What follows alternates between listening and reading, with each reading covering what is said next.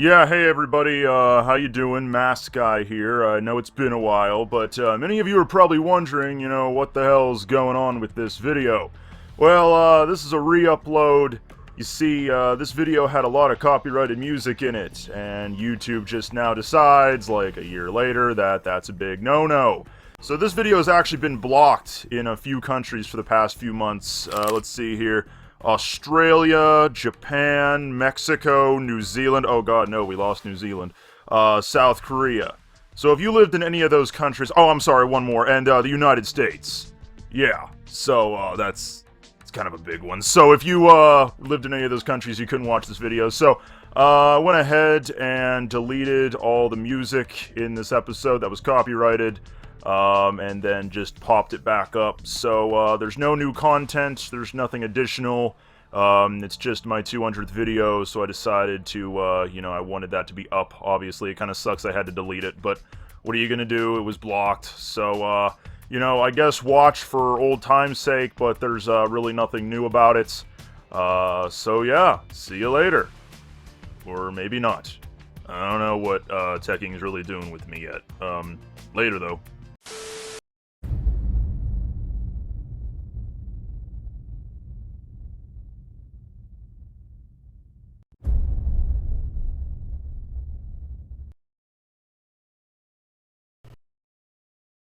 Previously on Tekking101 Bleach Reviews.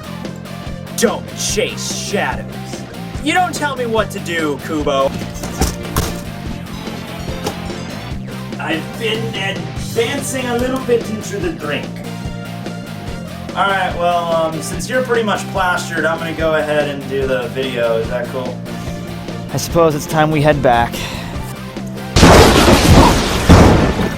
What the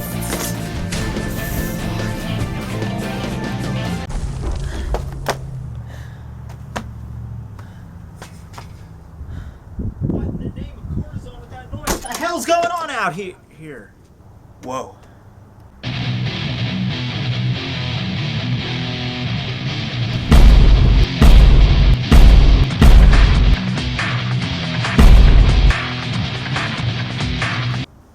Hey guys, what's up?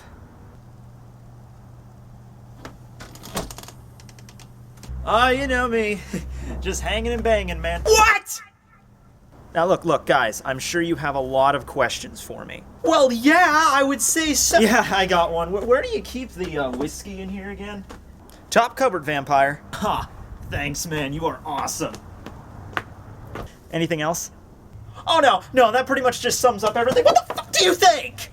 Yeah, okay, I get it, all right. I can't explain everything right this minute, but I'll give you the abridged version. So, I was out chasing my shadow for a couple days and got kind of bored doing that, and I was out in the middle of nowhere, and then I ran into my dark self, which, you know how me and him get along. That didn't go well. So we ended up getting into this huge epic fight out in the middle of nowhere. There was explosions and shit, and arms were getting lopped off, and I was about dead, and then the spirit of this girl showed up, and I was supported to get up and fight, and I eventually won, got this cool new outfit, reclaimed my Zanpakuto, and here I am.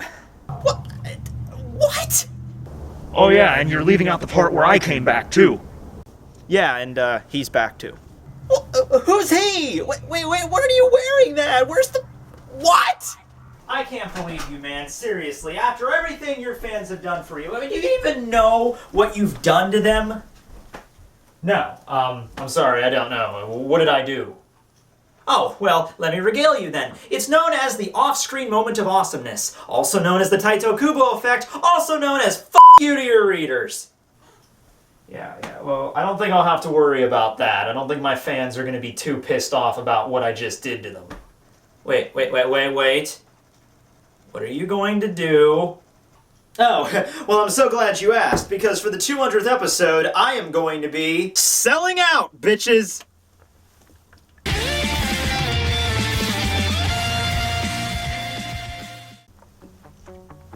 Damn, that's good Mountain Dew Code Red. With a rush of cherry flavor in every sip, this is the drink for you. You should go buy some.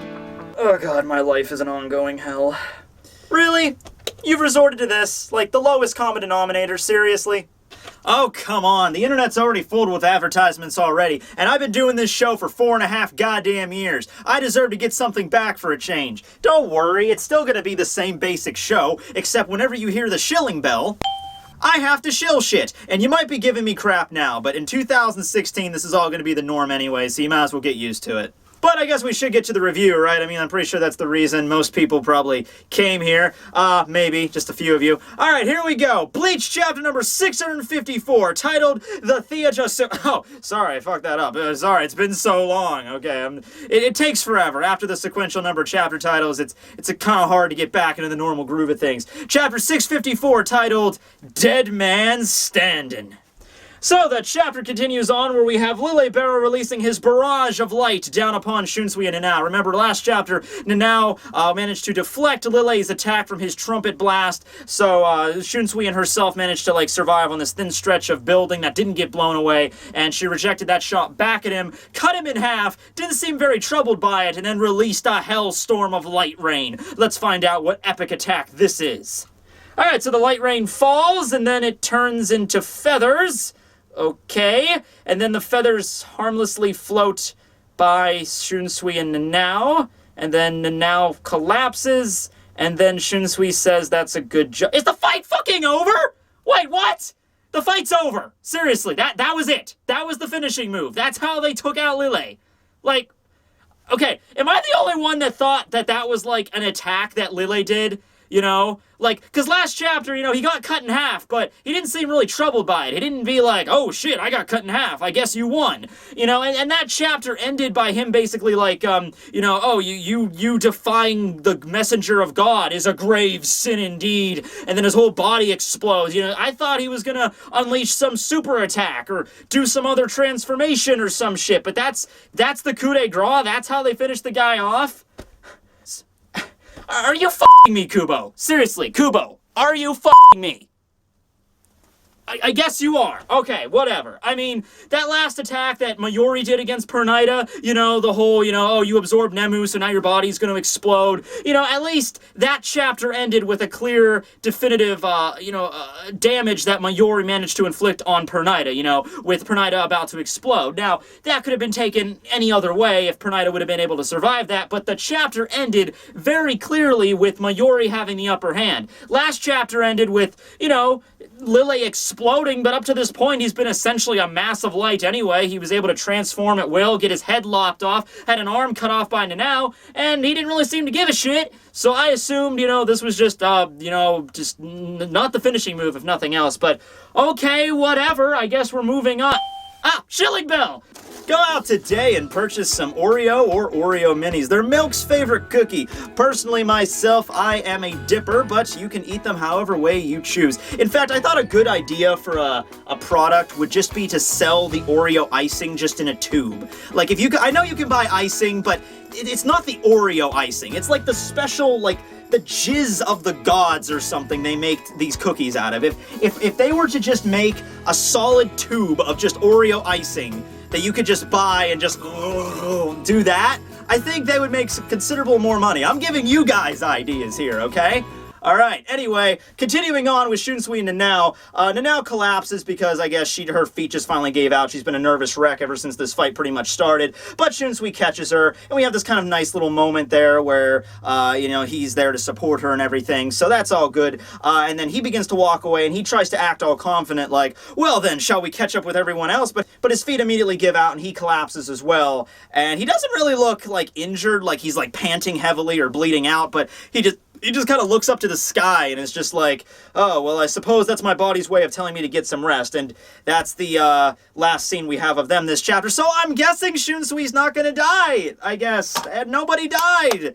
I mean, except for Lille, you know, kind of exploding, but, you know, he's God, so he's probably not even dead anyway. But, yeah, when it comes to Shunsui and Nanao, you know, everyone was debating, like, who's the one that's gonna get axed? But no, I guess it was nobody. So, this is a question I have to bring up. Like, okay, so what was so bad about Shunsui's Bankai? Because he kept on saying, like, maybe not directly saying, but heavily implied multiple times that if I have to resort to using my Bankai in a battle, that's it. I'm dead. Or I'm gonna, you know, I'm not gonna be able to stand back up after it's over.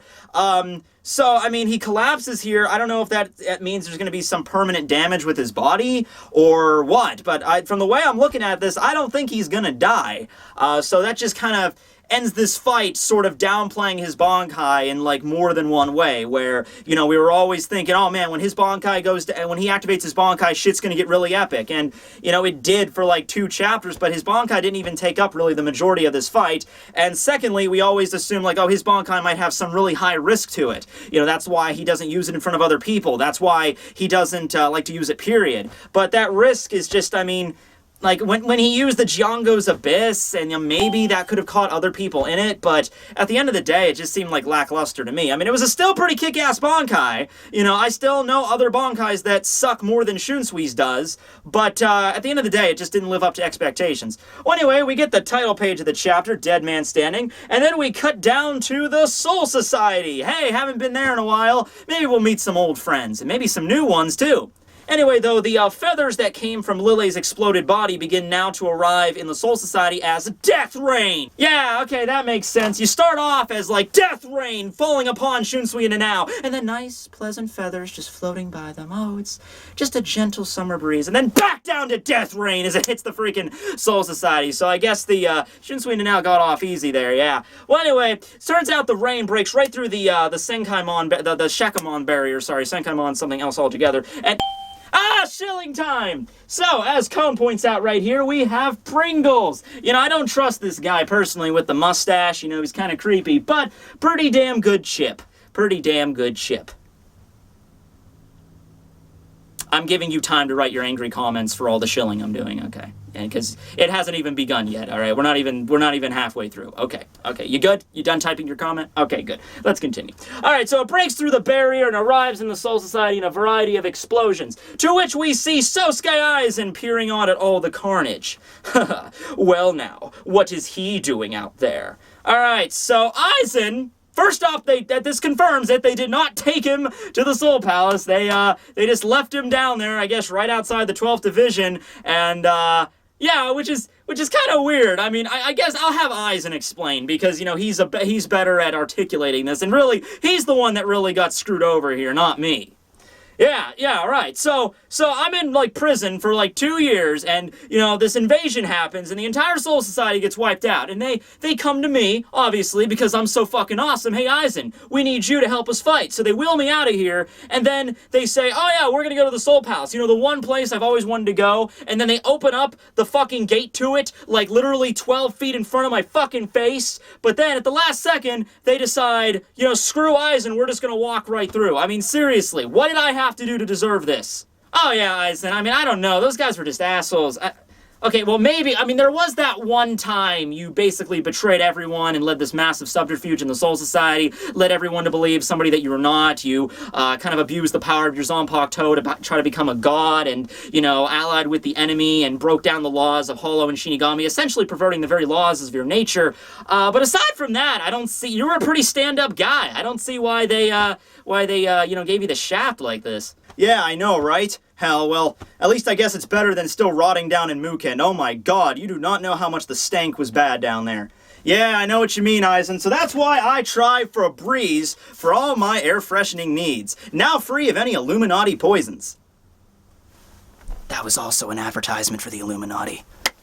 My Dark Lords, I will follow you until the end days. Also, I'm not sure if this line of dialogue right here, because Aizen said, what is he doing out here? I don't know if Aizen meant that, like, you know, what's going on out there just in general, or if he actually knows, you know, Lille, or at least is aware of his existence, and he's going on a rampage out there. I'm not really sure. Because, you know, Aizen has, like, a massive comparison to Lille, and we always kept saying, like, oh, man, Aizen should be the one to fight Lille. Well, hell, now I guess it's possible. So, yeah, if you guys want this to happen, vote up on this video. It's totally going to make a difference whether or not Lille is going to fight against Aizen, but that would be a pretty kick-ass metal fight, you know, if he ever gets out of the chair. But considering, I don't know, considering that Lille seems to be in, like, in a more weakened state this chapter, I don't know, maybe Aizen just using how he is now with the Hado number 90 would be able to kill him, honestly. That might be a little bit too, you know, overkill, but whatever. Anyway, we cut over to some random fodder Shinigami. Oh, hey, there's some new faces we haven't seen yet. We got a guy with a kind of bob haircut, this dude. They look pretty cool. So they notice that the rubble is kind of sparkly from where that light landed. So they go to investigate, and oh no, not bob haircut Shinigami. He was my favorite. Okay, anyway, moving on. We have that the explosions happening all over the various sections of the Soul Society that the light got hit with, revealing Lille Barrow. Yes, he's still alive, and even better than ever, because now he's beginning to multiply. Now, we started off as a black dude with a sniper rifle, and then he evolved into an angel, which then evolved into an angel with high heels, which then evolved into an owl, then an owl centaur chimera with arms, with no shoulders, and then we had him explode into light rain, turn into feathers, back into light rain, and then hit the ground, turn it into explosions, and now his new form, I would assume his most deadliest form yet, is in fact that of a flamingo.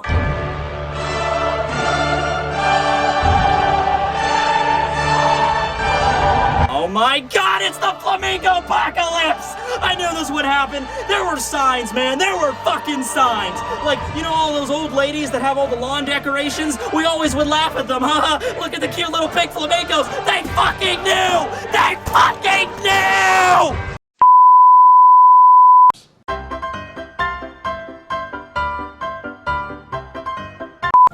Hey everybody, Miles Jeeves here. You may remember me from my brief role as Matt on the hit anime Death Note. You know, I've been out of work for a couple of years now, but I'm here today to promote the hottest new Christmas item. And you know, there's very few things that bring me joy in the world. One of them is smoking a pack of these a day, another is driving around my 1968 Chevy Camaro, and getting shot by the Japanese Secret Service is certainly one of them, but my biggest hobby of all is playing mind-numbing video games. And that is why I'm here today to promote the newest gaming system, the DS Vita. Now I know what you might be thinking. Matt, is this just a Nintendo DS connected to a PS Vita? Yes, that's all it is. But be honest here, if that was a product that existed, would you not buy it? Hell, both companies would make jillions of dollars. That's not even a real number. And not only that, they can combine the franchises together to create whole new games. Because let's be honest here, everybody ran out of original ideas, at least back in 1995. So make sure to get those pre-orders in today to reserve your Nintendo DS Vita, and you will receive a limited edition copy of Pokemon Metal Gear. Merry Christmas.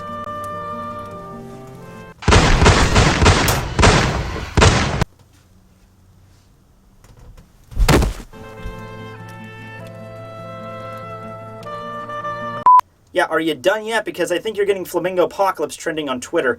Oh, awesome! I blew up Team Rocket with an electrode bomb. Fucking sweet. Okay.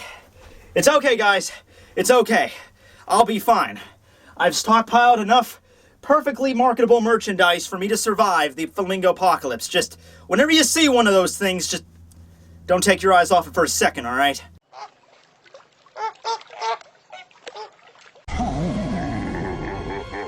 The only thing that can counter the Flamingo Apocalypse in our darkest hour is the minty freshness of Breath Savers. You do realize that none of what you're doing is really working, right? Like, nobody's actually paying attention to you shilling shit. Nah. Why, you're just not getting it, okay? It's a three-pronged attack. Subliminal, liminal, and superliminal. Superliminal? How does that work? Here, I'll show you. Hey, you! Go buy this! Oh, there is no way in hell someone is actually going to listen to that and do what you say. You know what, Teking? Yeah, I think I'll do that. Can't argue with results, I guess. Okay then, well, since that Lille has now assumed a new form, he appears out of the rubble and begins to, just kind of reshape himself, making himself back into, he still has the owl face, but the body of the flamingo. So, he opens up an eye, and he's realizing that, holy crap, my Heiligenschein, probably mispronounced that horribly, German was not something I really cared for in high school to take, but, yeah, he means his halo, his holy halo, the thing that was above his head, and, you know, the thing that all Sternritters kind of gain when they become, when they go into the Volt standing, they always have a halo over their head, and he lost his, which I guess that means that, you know, he's been, severely weakened to the point where he's not on the same level he was before. I'm not really sure. Well, anyway, he's dang pissed off about this. I can't believe I lost my halo. I fell from the heavens. Now I'm the one that committed a sin. Oh, shit. Now we all know how Lille is whenever something commits a sin in his eyes, which pretty much everything is a sin in his eyes.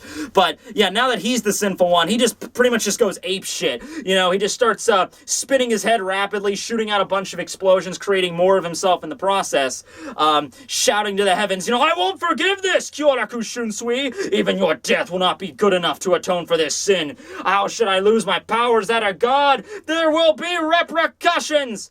Oh, chill out, Lille. Just have a freaking Snickers and just calm down, man. So as Lille pretty much just destroys the already destroyed buildings of the Soul Society, he begins to replicate en masse, to which all the other Shinigami, pretty much the only ones that are left are like the random foot soldiers that were smart enough to, you know, either leave the Soul Society when the invasion went down or go hide underneath in like a bunker or something. I honestly am surprised there's anybody still left. You know, after all the crap that's happened to this place, you know, not just with the invasion, but, you know, the Mimi Hage and all the other crap that happened, you know, I'm surprised there's anybody still alive down here at this point. But, yeah, they go to see what's going on, but of course, they're not going to be much a match for anything at all. Lille begins charging up a laser beam, I suppose, to which his head then gets cut in half and then combusts immediately. Alright, so is he made out of light or jet fuel? Like, every time that Nanao cut him or anybody, you know, suffered any damage, he never exploded, okay? This is something new here. But anyway, we turn around to see exactly who's the one that attacked them. You're supposed to be dead! You were killed! All these filthy birds cawing, gee endlessly. It's ringing throughout my head.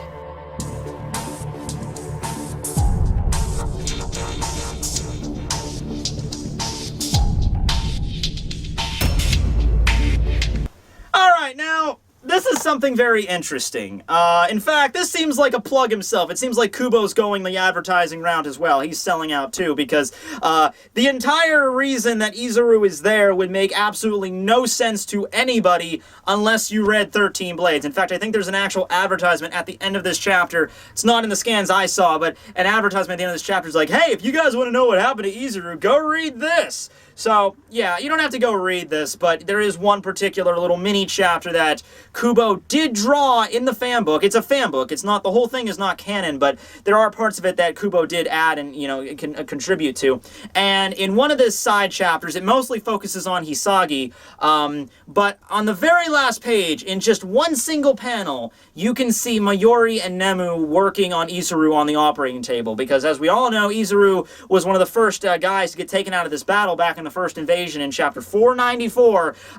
He got taken out by Basby. He got completely blown out. I'm assuming it's by Basby's burner finger now that we actually know his abilities. So, you know, the entire, like, right half of his torso got completely destroyed, as well as his arm got cut off too. And as you can see here, he's now been patched back up. His arm is back as well, even though it seems like a lot of his arm was destroyed in that attack. So maybe, you know, Mayuri made like an extension, like an artificial arm, because it's kind of hard to tell because he's mostly in shadows this chapter. But he also has those 3 bars that are connecting his body together, so I guess he just doesn't, you know, collapse on his own weight of his arm. But I want to wonder, like, but, you know, I have to wonder, Mayuri, is this really the most practical way you could have done this? Really? There's no other way that you could have rebuilt this guy? You know, like $6 million man, it's like, we can rebuild him.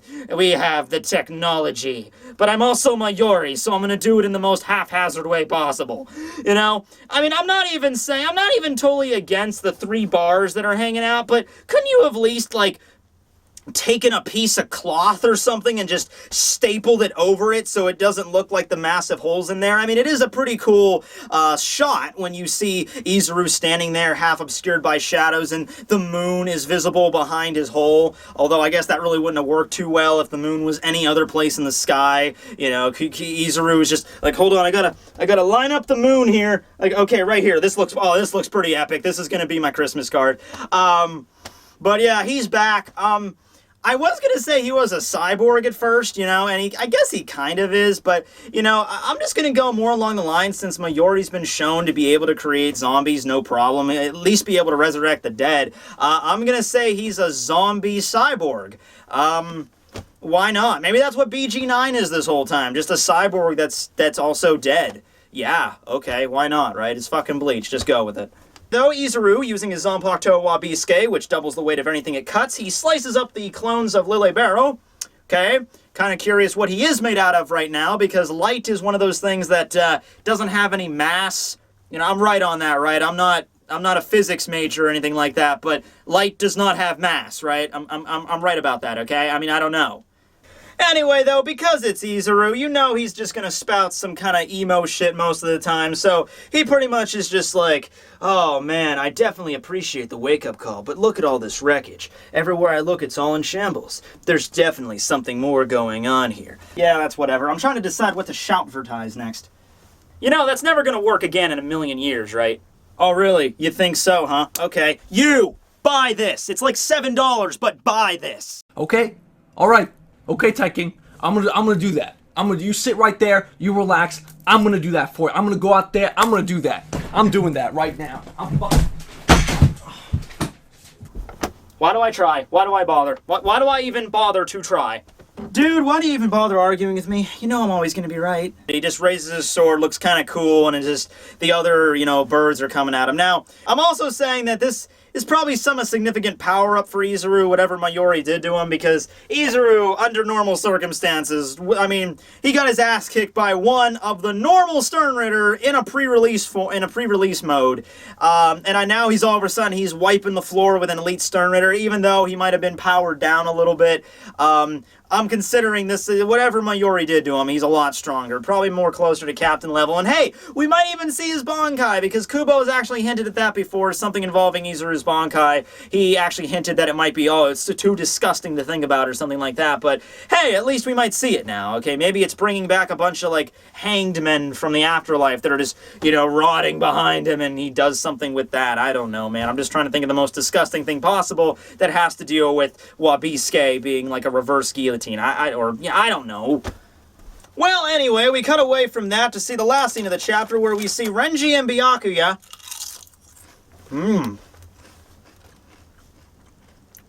These are pretty damn good. First time I've ever had these. Oh, check that out. No cholesterol. That's good, you know. Heart disease, #1 killer in the world, in America. Yeah, gotta be careful about that.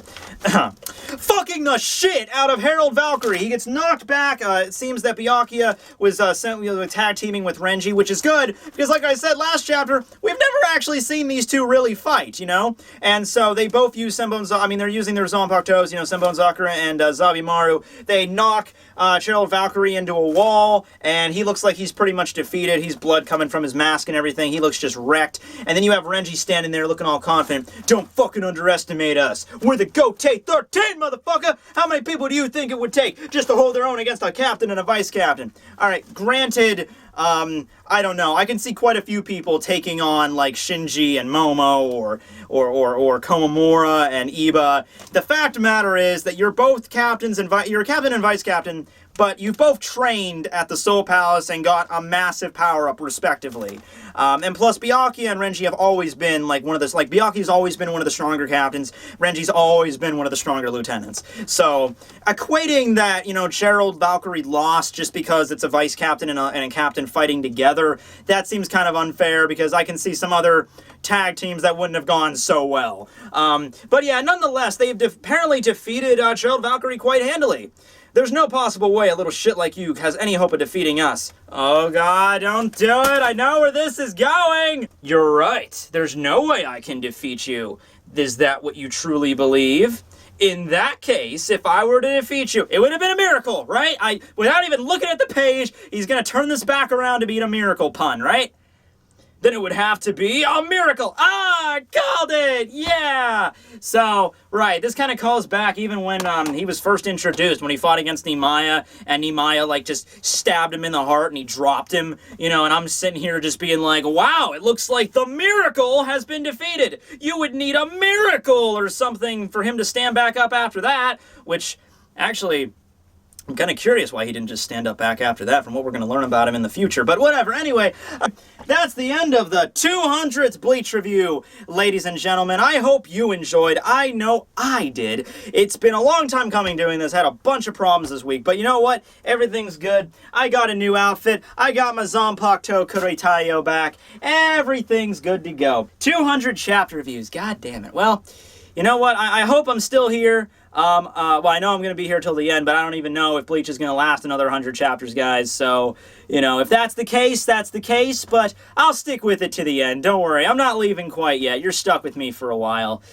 But anyway, yeah, guys. Thanks for watching. This will be Tekking101 signing out.